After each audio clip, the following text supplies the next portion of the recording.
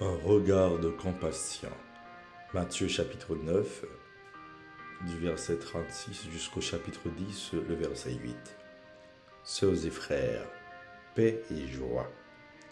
Tout part du regard de Jésus.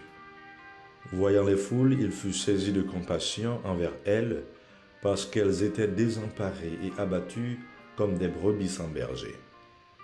Le Seigneur continue à nous regarder avec compassion quand nous sommes désemparés, quand nous peinons sous le poids des fardeaux quotidiens, quand nous perdons la foi et nous vivons dans le doute.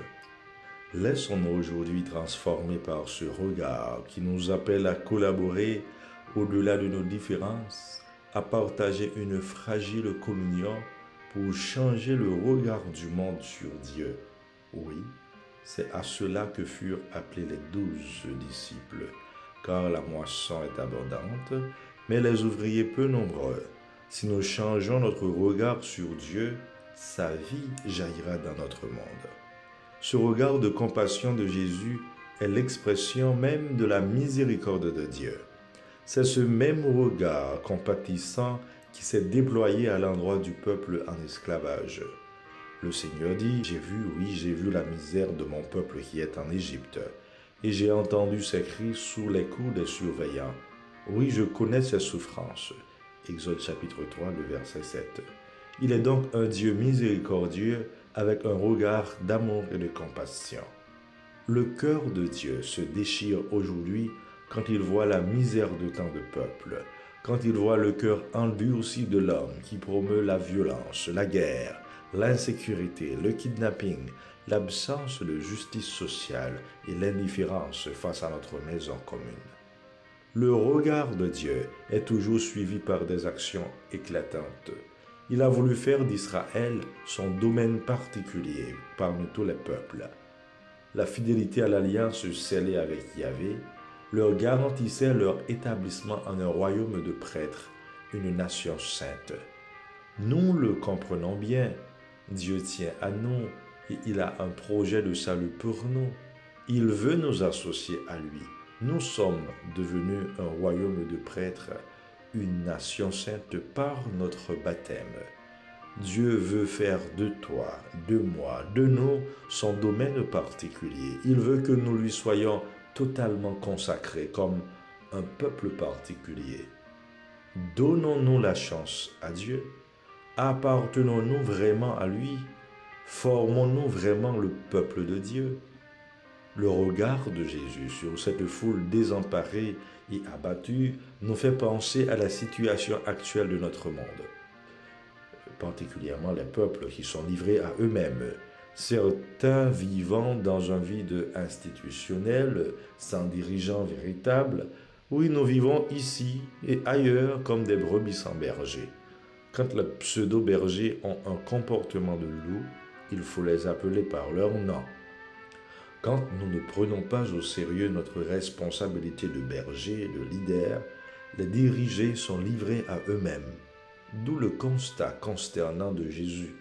La moisson est abondante, mais les ouvriers peu nombreux.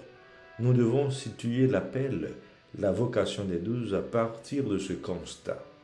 Alors, toute vocation, tout appel est conditionné par une situation, un besoin. Donc, par rapport à cette absence de pasteur et les besoins de la foule, Jésus institua les 12.